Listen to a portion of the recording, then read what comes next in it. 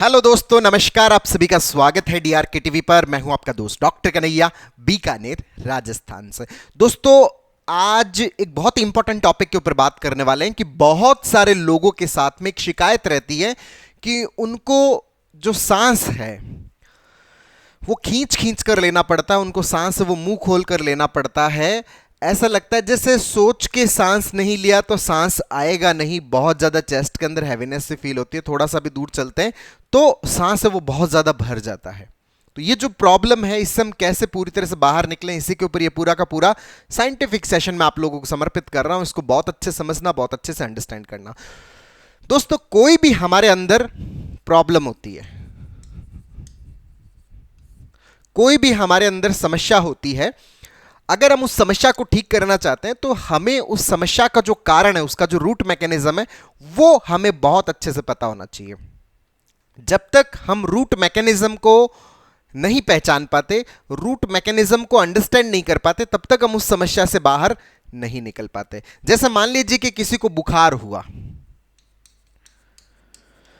बुखार हुआ तो ठीक है कि बुखार के लिए हमने ठीक है एक पैरासीटामोल टैबलेट है वो ले लिया। पैरासीटामोल क्या है? एंटीपायरेटिक। ये क्या करती है कि बॉडी के टेम्परेचर को कम करती है। तो आपने एंटीपायरेटिक लिया तो उससे आपका बुखार एक बार के लिए क्या हो जाएगा? ठीक है, कम हो जाएगा।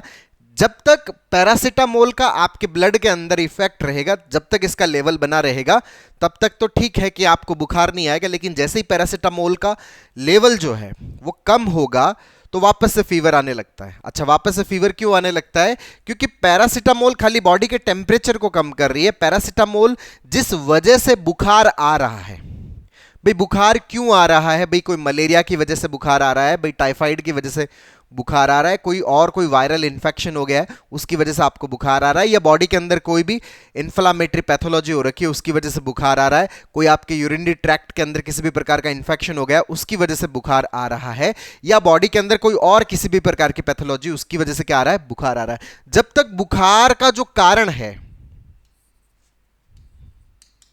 हम इस कारण को खत्म नहीं कर देते, तब तक बुखार हमारा कंटिन्यू रहता है। तब तक हमें बार बार पैरासीटामोल लेनी पड़ती है। अच्छा, एक बार पैरासीटामोल लेने से काम नहीं चलेगा? नहीं चलेगा। क्यों?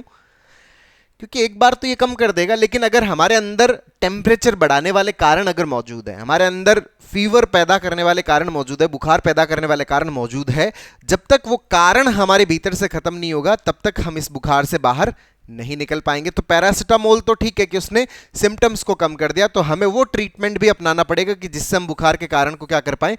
खत्म कर पाए।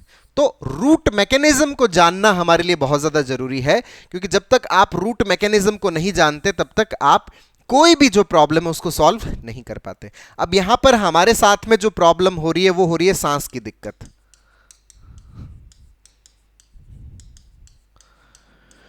अब हमारे अंदर जो ये सांस की तकलीफ हो रही है, जिसके अंदर हमें सांस खींच खींच कर लेना पड़ रहा है, मुंह खोलकर सांस लेना पड़ रहा है, सोच सोच कर सांस लेना पड़ रहा है, किसी से बात करते तो ऐसा लगता है कि जैसे अभी सांस से ध्यान है वो हट ही नहीं पा रहा, हर वक्त सांस के ऊपर ही ध्यान बना रह रहा है, चेस्ट के अंदर भारीपन हो रहा है, इस तरह से सांस है वो हो रहा है। अच्छा, ये जो सांस का होना है, ये जो सांस की तकलीफ है, अब ये जो तकलीफ है, इस तकलीफ के पीछे की वजह क्या है, इस वजह को जानने के लिए हमारे पास में जो तरीका है वो है जांच का तरीका। बहुत ही बढ़िया तरीका है कि हम लोग क्या करते हैं? इन्वेस्टिगेशन करते हैं, जांच करते हैं। अगर हमारी जो जांचें हैं, अब जांच भी कौन कौन सी करते हैं भाई? सांस की जो जांचें हैं, आपने एक्सरे करवा लिया, आपने अपना पीएफटी करवा लिया, कई बार लोग हैं वो हार्ट उट की भी जांचें करवा लेते हैं, मतलब सब सांस से रिलेटेड सारी जांचें हो चुकी है। अच्छा, जांचें सारी हो चुकी है, और जांचें जो है वो अगर किसी भी प्रकार से एबनॉर्मल आती है, जांचों में अगर किसी भी प्रकार की कोई तकलीफ आती है, कुछ एबनॉर्मलिटी आती है, तो इसका मतलब ये जो प्रॉब्लम है ये हमारे कोई फेफड़ों से रिलेटेड प्रॉब्लम है, या हमारे हार्ट से रिलेटेड कोई प्रॉब्लम है, या हमारी बॉडी से रिलेटेड कोई प्रॉब्लम है जिसकी वजह से ये समस्या हमारे अंदर हो रही है। अगर जांचों के अंदर एबनॉर्मलिटी आती है, लेकिन सर नहीं, मैं तो हॉस्पिटल 2-3 दिन भर्ती रहा था, एडमिट हुआ, वहां पे मेरी सारी जांचें हुई, और सर कई बार हो चुकी है, अब तक मतलब 15-20 बार मैं जांचें करवा चुका हूं, और सर हर बार जो जांच आती है मेरी, हर बार जांच है वो नॉर्मल आती है। अगर ऐसी स्थिति है कि आपकी हर बार जो जांच है वो नॉर्मल आती है, तो इसका मतलब ये जो आपके प्रॉब्लम हो रहा है, ये प्रॉब्लम हमारे मन के कारण हो रहा है, हमारे माइंड के कारण हो रहा है। जो हमें एंजाइटी हो रही है उसकी वजह से ये प्रॉब्लम हो रहा है। तो सबसे पहला जो पार्ट है, सबसे जरूरी जो कदम है, वो जरूरी कदम ये है कि आपकी जो प्रॉब्लम है ना, उस प्रॉब्लम के कारणों को पहचाना जाए, उस कारण को डायग्नोज किया जाए भी कारण क्या है। क्योंकि जब तक आप कारण को पहचानोगे नहीं, तब तक आप उस कारण को खत्म कैसे करोगे, और जब तक आप कारण को खत्म नहीं करोगे तो आपको रिलीफ मिलेगा कैसे। तो सबसे पहला कदम यह है कि ये जो प्रॉब्लम हो रही है, इस प्रॉब्लम के पीछे का कारण, इस प्रॉब्लम के पीछे की वजह क्या है। तो वजह जानने के लिए हमने जांचें हमारी टोटल नॉर्मल है, और एक बार नहीं कई बार नॉर्मल है। अगर ऐसी स्थिति की जांचें हमारी टोटल नॉर्मल है, तो इसका मतलब ये जो टोटल प्रॉब्लम जो है वो किसकी वजह से, हमारी एंजाइटी की वजह से है, हमारे माइंड की वजह से है। तो अब मैं अपनी इस प्रॉब्लम से बाहर आना चाहता हूं। सबसे पहला कदम हमने जान लिया, diagnose the root mechanism of problem. सबसे पहला कदम हमारा हो गया। अब आता है कि जो हमारा कारण है, उस कारण को हम क्या करें, सही करें, तभी तो हमारी सांस की प्रॉब्लम क्या होगी, ठीक होगी। अच्छा, कारण हमारा एंजाइटी, जो हमारा माइंड है, तो माइंड के अंदर जो एंजाइटी जो पैदा हो रही है, तो हम अपनी एंजाइटी को अगर हम सही करें तो हमारा सांस का प्रॉब्लम भी क्या हो जाएगा, ठीक हो जाएगा, नॉर्मल हो जाएगा। हमारा माइंड अगर रिलैक्स हो जाता है, हमारा माइंड अगर शांत हो जाता है, तो हमारा सांस का प्रॉब्लम भी ठीक हो जाता है। जैसे ये जिन पर्सन की मैं एक्सप्लेन कर रहा हूं, वो 38 ईयर ओल्ड मेल है, जिनको ये सांस की प्रॉब्लम रहती है। इस सांस की प्रॉब्लम के साथ में और भी बहुत सारे सिम्टम्स जो रहते हैं कि सर हर वक्त दिमाग है वो चलता रहता, दिमाग के अंदर ओवर थिंकिंग सी बनी रहती, रात को सोता हूँ तो बुरे बुरे सपने आते हैं, गंदे गंदे सपने आते हैं, और हर वक्त दिमाग के अंदर कुछ ना कुछ चलता रहता है। और जब मैं बिजी हो जाता हूँ, जब मैं किसी काम में खो जाता हूँ, तब तो ठीक है, दिक्कत बहुत कम हो जाती है, इतनी दिक्कत मुझे महसूस नहीं होती। लेकिन अगर मैं खाली होता हूं या किसी भी घटना के बारे में सुन लेता हूं, तो फिर मेरे दिमाग के अंदर बहुत ज़्यादा गंदे विचार चालू हो जाते हैं, और उसके बाद में मेरे को सांस में प्रॉब्लम होती है। अच्छा, मैं कहीं घूमने चला जाता हूं या दोस्तों के साथ होता हूं, तो उस समय थोड़ा आराम रहता है, लेकिन जैसे घर पे आता हूं फिर से मुझे सांस में दिक्कत होती है। तो अक्सर घर वाले भी कई बार मुझे ये बोल देते हैं कि है ना, ये तो नाटक कर रहा है, ये जो है वो नाटक कर रहा है, इसको कोई वास्तव में कोई सांस में प्रॉब्लम नहीं है, ये नाटक कर रहा है। दोस्तों एक बात बहुत अच्छे समझने की है कि एंजाइटी की जो प्रॉब्लम है, हमारे माइंड रिलेटेड जो प्रॉब्लम है, वो किसी भी प्रकार का नाटक नहीं है। हाँ, इसके अंदर जो प्रॉब्लम होती है, उस प्रॉब्लम का प्रदर्शन कुछ इस तरह से होता है कि व्यक्ति, मतलब जब बिजी होता है, जब व्यक्ति अपने दोस्तों के साथ में होता है, या मान लो कि वो मार्केट में घूम फिर रहा है, हंसी मजाक कर रहा है, तब वो नॉर्मल फील कर रहा होता है। जब भी वो अकेला होता है, या वो जैसे ही घर पे आता है, या वो जैसे ही सेम एनवायरनमेंट में वापस आता है, तब उसको बहुत ज़्यादा दिक्कत महसूस होने लगती है। जैसे कई लोग कहते हैं कि सर हम क्या है कि घूमने गए थे, तब तो कोई दिक्कत नहीं थी, घर पे आते ही दिक्कत शुरू हो गई। तो ये जो पैटर्न है, ये जो समस्या का पैटर्न है, ये समस्या का पैटर्न किसके अंदर होता है, एंजाइटी के अंदर होता है। जो साइकोलॉजिकल प्रॉब्लम होती है उसके अंदर इसी तरह से पैटर्न होता है कि आप एक पल तो एकदम नॉर्मल होते हो, एकदम हंसी मजाक कर रहे होते हो, मजे मस्ती की बातें कर रहे हो, तो और दूसरे ही पल हमारी स्थिति ऐसी हो जाती है कि हमें आईसीयू के अंदर भर्ती करना पड़े, ऑक्सीजन लगाना पड़े, इस तरह की स्थिति पैदा हो जाती है। हालांकि हमारे अंदर, बॉडी के अंदर कोई ऑक्सीजन की कमी नहीं हो गई है, हमारे बॉडी के अंदर कोई ऑक्सीजन कम नहीं हो गई है, हमारी बॉडी के अंदर ऑक्सीजन एकदम परफेक्ट मात्रा में पहुंच रही है। लेकिन समस्या का जो प्रदर्शन है, बीमारी का जो प्रदर्शन है, कुछ इस तरह से होता है, ऐसा लगता है जैसे हमें आईसीयू में भर्ती करना पड़ेगा, लेकिन ऐसा आईसीयू में भर्ती करने की जरूरत नहीं होती। तो हमें जो है वो पहला कदम हमने बहुत अच्छे से समझ लिया कि समस्या के कारण को पहचानो।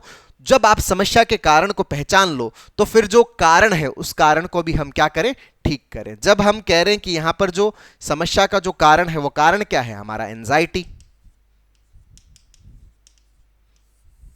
तो हमें क्या करना पड़ेगा, इस एंजाइटी को भी सही करना पड़ेगा। अब एंजाइटी क्यों होता है, एंजाइटी इस कारण से होता है क्योंकि हमारे दिमाग के अंदर नेगेटिव थॉट्स चलते हैं। जब भी हमारे दिमाग में नकारात्मक विचार चलते हैं, जो हमारे दिमाग के अंदर नेगेटिव थॉट्स चलते हैं, तो इन नेगेटिव थॉट्स की वजह से क्या होती है, हमारे अंदर एंजाइटी पैदा होती है। और ये जो नेगेटिव थॉट्स है, ये नेगेटिव थॉट्स भी क्यों आते हैं, कब आते हैं, जब हमारे अंदर किसी भी प्रकार का कोई भी एक्सटर्नल ट्रिगर मिलता है, कुछ भी ट्रिगर मिलता है, तो हमारे अंदर क्या आते हैं? नेगेटिव थॉट्स आते हैं। अच्छा, ये जो ट्रिगर है, क्या ये ट्रिगर नेगेटिव थॉट्स पैदा कर रहा है? नहीं, ट्रिगर नेगेटिव थॉट पैदा नहीं करता। हमारे अंदर नेगेटिव पैटर्न्स बने हुए होते हैं। हमारे अंदर नेगेटिव पैटर्न्स बने हुए होते हैं, उस कारण से हमारे अंदर क्या आते हैं? नेगेटिव थॉट्स आते हैं। ट्रिगर तो दुनिया के अंदर हमेशा रहेंगे, और हम यहां पर एंजाइटी की प्रॉब्लम के अंदर एक बहुत बड़ी गलती ये कर देते हैं कि हम इन ट्रिगर से भागने लग जाते हैं। अच्छा, इसको देखने से मेरे दिमाग में ये नेगेटिव थॉट आते हैं, चलो इसको देखेंगे नहीं। अच्छा, वहां जाने से नेगेटिव थॉट आते हैं, अच्छा वहां जाएंगे नहीं। अच्छा, ये सुनने से नेगेटिव थॉट आता है, अच्छा सुनेंगे नहीं। अच्छा, ये काम करने से नेगेटिव थॉट आता है, ये काम करेंगे नहीं। अच्छा, उससे मिलने से नेगेटिव थॉट आते हैं, उससे मिलेंगे ही नहीं। हम क्या करते हैं? ट्रिगर से भागना शुरू कर देते हैं। जिस भी माहौल में, जिस भी सिचुएशन में, जिस भी परिस्थिति में हमें हमारे दिमाग के अंदर नेगेटिव थॉट्स आना शुरू होते हैं, हम उन सब चीज़ों से भागना शुरू कर देते हैं। और जितना हम उससे भागते हैं, इसको दोस्तों एस्केपिज्म बोलते हैं। और एस्केपिज्म हमारे दिमाग के अंदर इन पैटर्न्स को और ज़्यादा मजबूत करता है। एस्केपिज्म हमारे दिमाग में इन पैटर्न्स को कमज़ोर नहीं करता। ये मजबूत होते हैं तो हम अगली बार और ज़्यादा नेगेटिव थॉट्स हमारे दिमाग में आने वाला है, हमारा दिमाग और ज्यादा नेगेटिव थॉट से भरने वाला है। ये बात बहुत अच्छे से ध्यान रखना। जितना हम एस्केप करते हैं, जितना हम भागते हैं, उतना ही हमारे अंदर नेगेटिव पैटर्न्स मजबूत होते हैं। तो करना क्या है? करना यह है कि हमें ट्रिगर से नहीं भागना है। हमें जो ट्रिगर मिलता है, मतलब सर जिन सिचुएशंस के अंदर नेगेटिव थॉट्स आता है, हमें क्या करना है? हमें उन सब सिचुएशंस के अंदर जाना, उन सब परिस्थितियों के अंदर जाना है। उन परिस्थितियों का हमें सामना करना है। सर स्कूल के अंदर, सर घर वालों को देखता हूं तब आता है, सर बाहर वालों को देखता हूं तब आता है, सर ऑफिस के अंदर आता है, सर मार्केट में जाता हूं तब आता है, सर अकेला चलता हूं तब आता है। तो मुझे ये सब चीजें करनी पड़ेगी। हाँ, हमें ये सब चीजें करनी पड़ेगी। इन सब एक्टिविटीज के अंदर हमें पार्टिसिपेट करना पड़ेगा। इन एक्टिविटीज से हम भागे नहीं। जितना हम भागेंगे उतना हमारे अंदर नेगेटिव पैटर्न मजबूत बनेगा। जितना हम एक्सपोजर करेंगे, जितना हम इन चीजों का सामना करेंगे, उतना हमारा जो नेगेटिव पैटर्न है वो कमजोर होता है, वो वीक होता है। तो यहां पर इनके अंदर किस तरह के नेगेटिव थॉट्स आते हैं, किस तरह के नेगेटिव पैटर्न्स बने हुए हैं? इनके अंदर जो नेगेटिव पैटर्न बने हुए हैं कि ये जैसे ही अपने घर वालों को देखते हैं,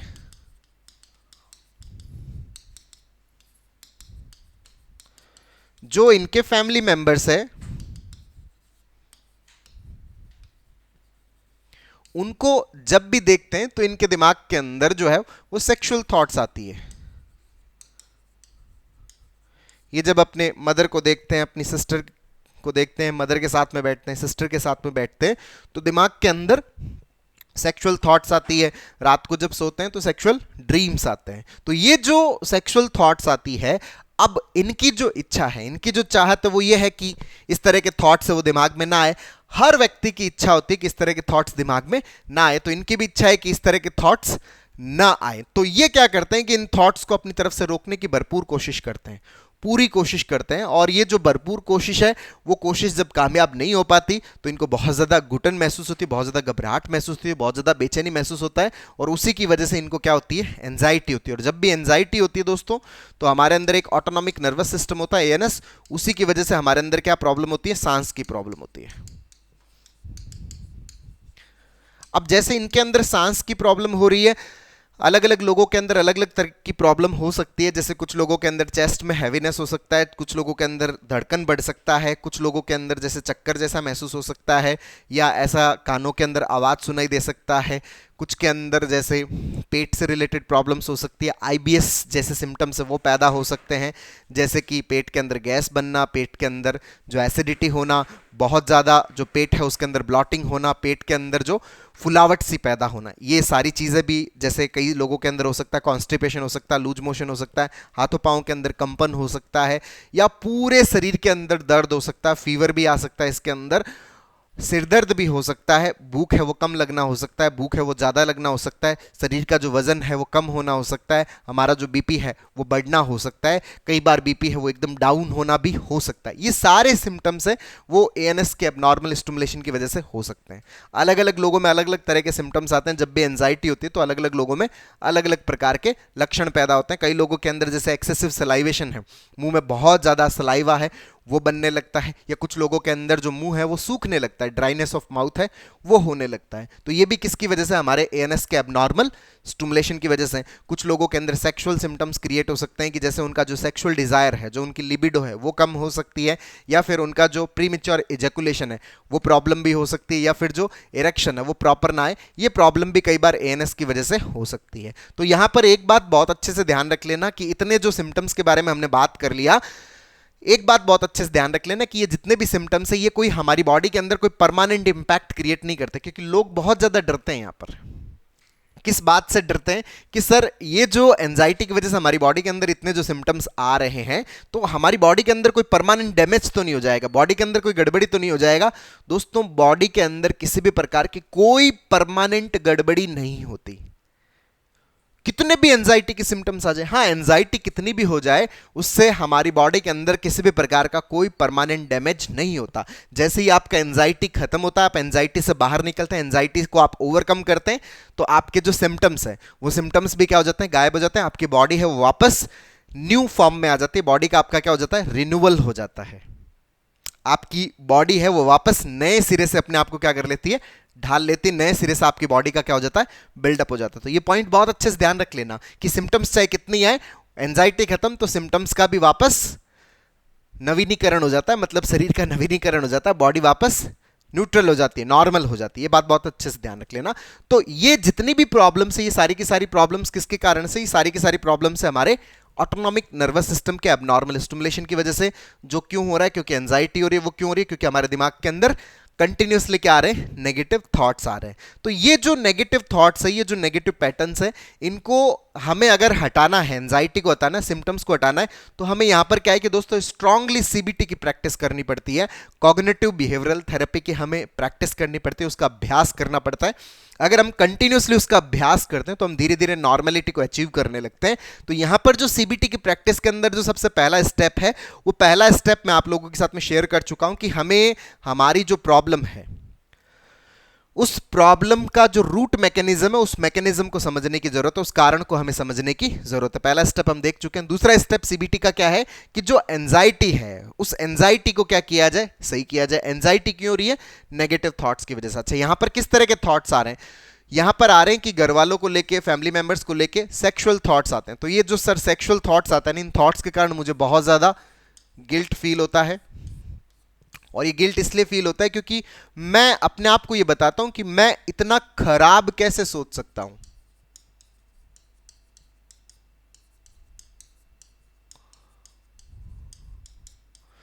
मैं इतना गलत कैसे सोच सकता हूं, मेरे दिमाग में इतना खराब विचार कैसे आ सकता है, मैं तो पापी इंसान हूं, मैं बहुत ही खराब इंसान हूं, मैं बहुत ही गलत इंसान हूं। ये विचार मेरे दिमाग में चलता है। सर मुझे बहुत ज़्यादा गिल्ट फील होता है, मैं इन थॉट्स को बहुत ज़्यादा रोकने की कोशिश करता हूं, बट ये थॉट्स रुकते नहीं हैं। तो फिर मैंने एक नया तरीका अपना लिया कि भाई ठीक है कि मदर को देखने पर थॉट आते हैं, मैंने मदर से दूरी बना लिया है।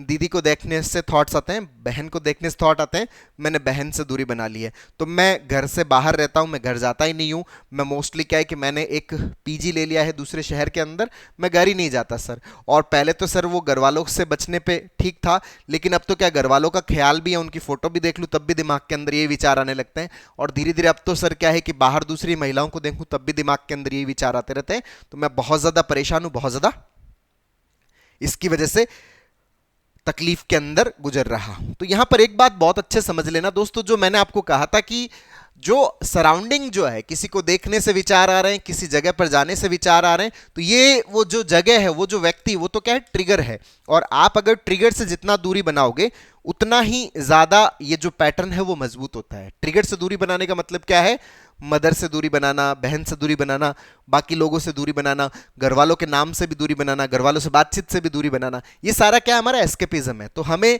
दूसरा जो स्टेप है वो क्या करना है कि हमें अपने एस्केपिज्म को स्टॉप करना है, हमें अपने एस्केपिज्म को रोकना है। तो करना क्या है, तो कितना भी ट्रिगर आए हमें ट्रिगर का सामना करना है, हमें उन सब परिस्थितियों में जाना है, हमें उन सब सिचुएशंस में जाना है जिन सिचुएशन, जिन परिस्थितियों के अंदर हमारे दिमाग में ये विचार आता है। चाहे कितना भी भयंकर से भयंकर विचार आता है, हमें उस परिस्थिति के अंदर जाना ही है, उस सिचुएशन के अंदर जाना ही है। तो ट्रिगर से किसी भी प्रकार से दूरी नहीं बनाना, मतलब कोई एस्केप नहीं करना है।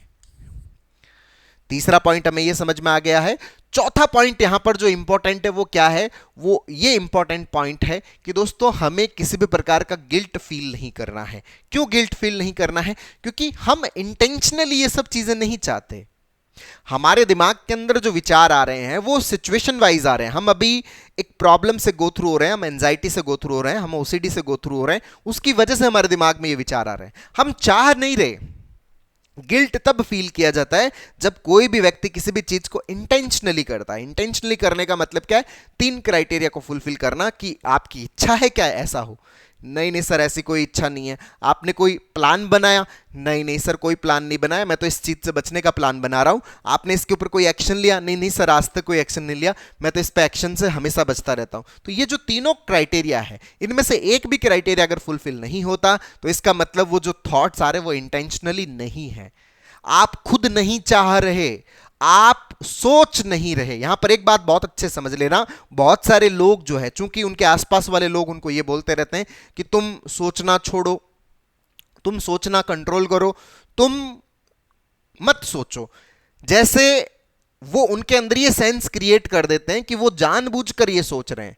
जो व्यक्ति एंजाइटी से गो थ्रू हो रहा है या वो जो व्यक्ति ओसीडी से गो थ्रू हो रहा है, उसके आसपास वाले जब उसको बार बार ये बातें बोलते हैं कि तुम मत सोचो, तो उसके अंदर ये सेंस क्रिएट हो जाता है कि अच्छा शायद मैं सोच रहा हूं।